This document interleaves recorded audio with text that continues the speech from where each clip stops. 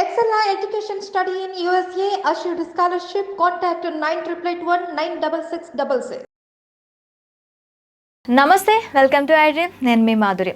17 to 30 age group చాలా ఎమోషనల్ని balance చేసుకోలేని age. ఈ ఏజ్లో వాళ్ళు ఏం చేస్తున్నారు, ఎటువైపు వెళ్తున్నారు అనేది అవగాహన లేకుండా కొంతమంది ముందడుగు వేస్తూ ఉంటారు.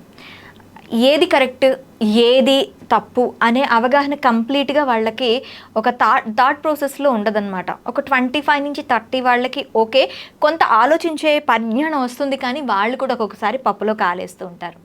ఎమోషనల్ బ్యాలెన్స్ చేసుకుంటూ మైండ్ని కరెక్ట్ వేలో ఎలా పెట్టుకోవాలి, ఇవన్నీ డీటెయిల్గా చెప్పడానికి మనతో పాటు ఉన్నారు doctor Chinmayi Tammareddy, emotional counsellor. తనని అడిగి డీటెయిల్గా తెలుసుకుందాం. Hello ma'am. హలో అండి, నమస్కారం మ్యామ్.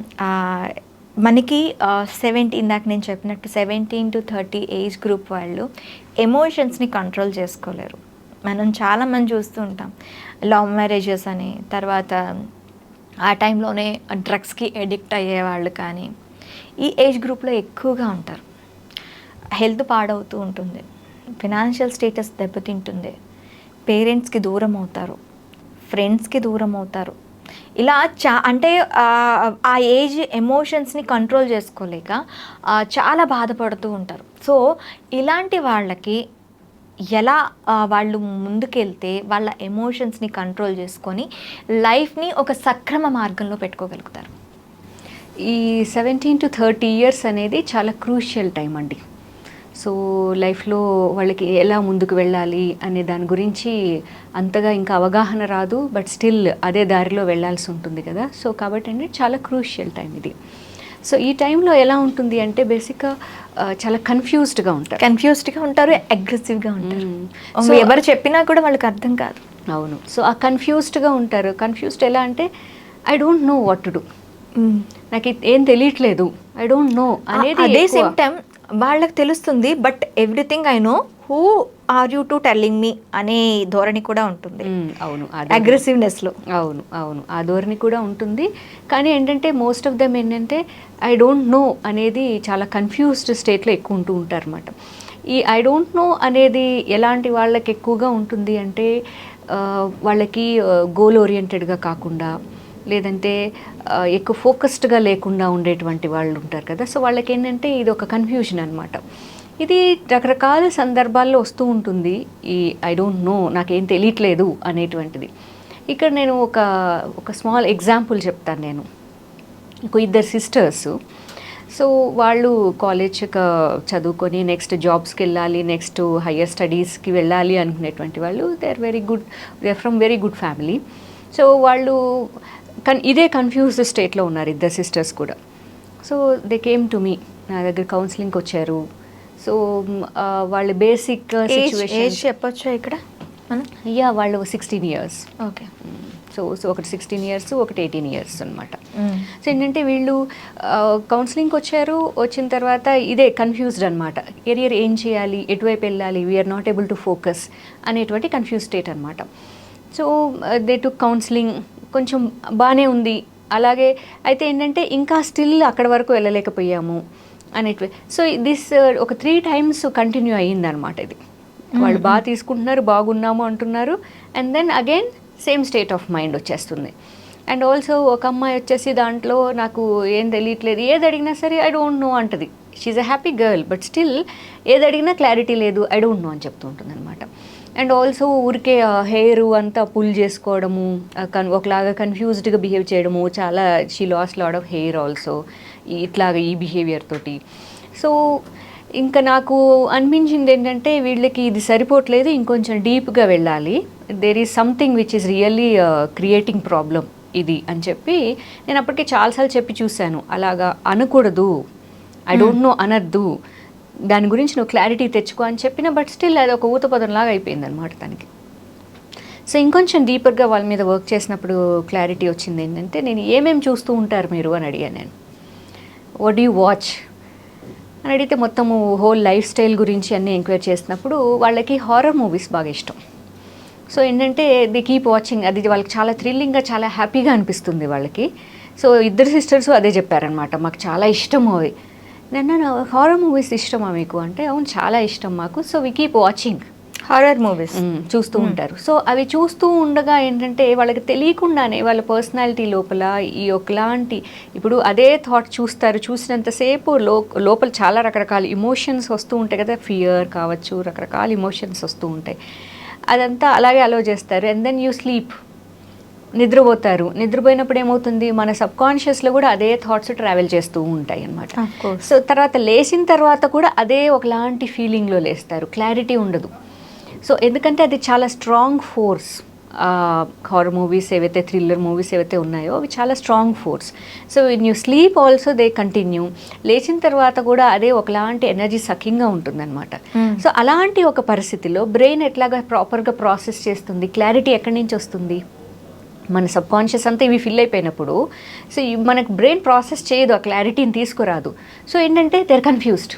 అందుకని ఏంటంటే వాళ్ళు క్లారిటీ రావట్లేదు, బ్రెయిన్ ప్రాసెస్ చేయలేకపోతుంది ఇన్ఫర్మేషన్ని. సో మనము ఎలాంటి ఒక దృశ్యాలు చూస్తాము, ఎలాంటి విజువల్స్ వీడియోస్ చూస్తూ ఉంటాము, ఎలాంటి మాటలు ఎక్కువగా వింటూ ఉంటాం మనము.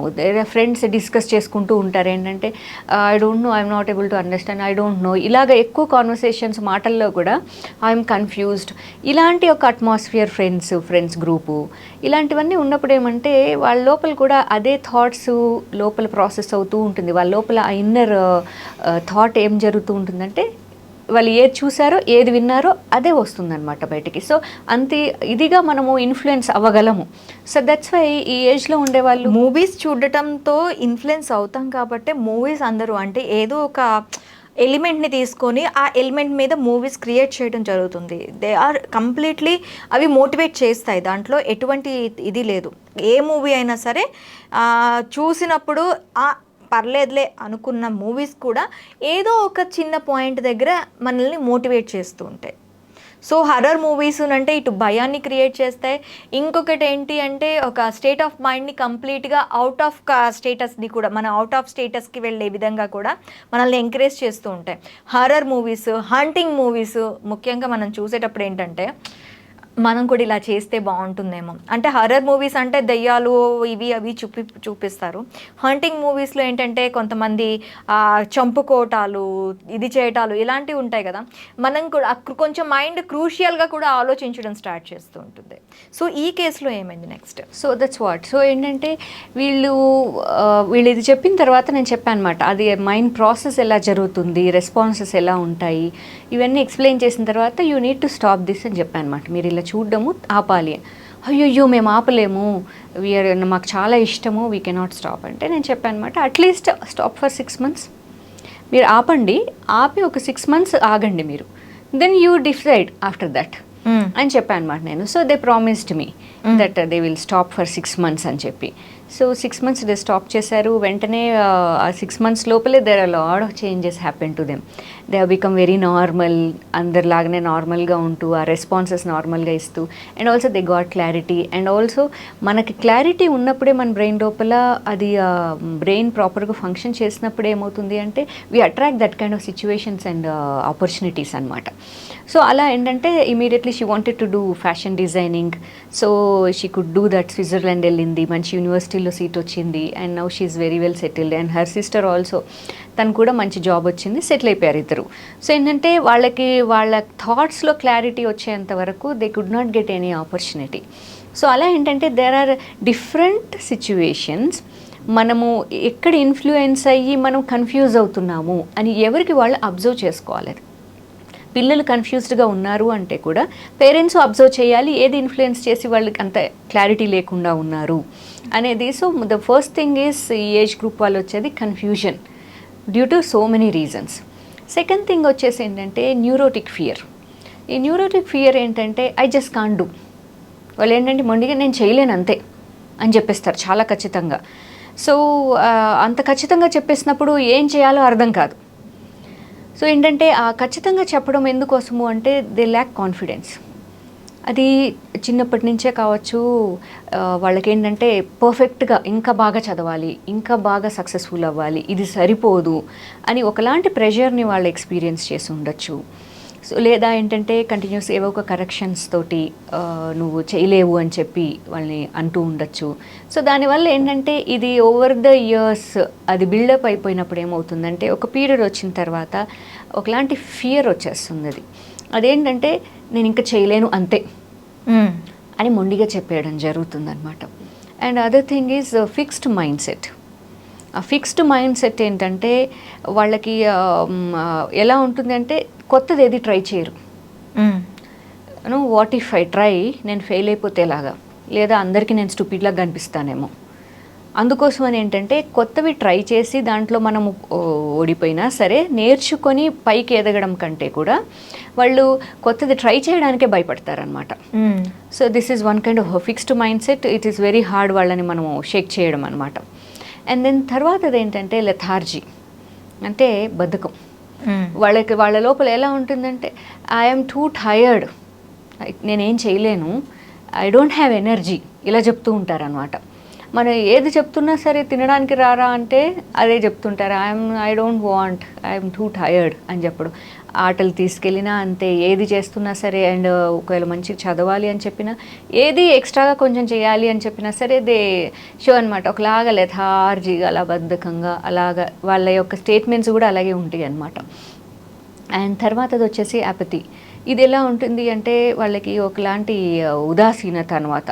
వాళ్ళకి ఇంకా వాళ్ళ స్టేట్మెంట్స్ ఎలా ఉంటాయి అంటే ఏది ఎలా జరిగితే అలా జరుగుతుందిలే, let everything happen however it wants to happen అనేలాగా. సో ఈ 5 క్వాలిటీస్ ఏవైతే చెప్పానో నేను మ్యాక్సిమం ఇవి ఎక్స్పీరియన్స్ చేస్తూ ఉంటారనమాట.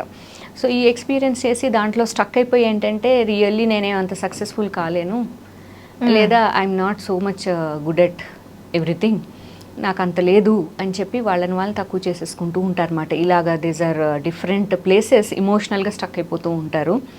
అయితే ఇవన్నీ ఏంటంటే కొంచెం పేరెంట్స్ అబ్జర్వ్ చేసిన, ఈ ఏజ్ గ్రూప్ వాళ్ళే అబ్జర్వ్ చేసుకున్నా సరే వాళ్ళు కొన్నిసార్లు ఏంటంటే వాళ్ళు హెల్ప్ చేసుకోలేరు. ఇలాంటి కొన్ని సందర్భాల్లో వాళ్ళు ఐడెంటిఫై చేసుకోవడం కూడా కష్టము, ఎందుకు వాళ్ళు ముందుకు వెళ్ళలేకపోతున్నారు అనేది. సో అలాంటి సందర్భాల్లో వాళ్ళు ఒక మంచి good counsellor if they can approach, వాళ్ళకి అది ఆ హెల్ప్ దొరుకుతుందన్నమాట. సో అలాగా వాళ్ళు ఈ ఏజ్ గ్రూప్ వాళ్ళు ఈ ఛాలెంజెస్ని ఈజీగా బయటపడడానికి అవకాశం ఉంది. Okay ma'am, thank you very much. Thank you.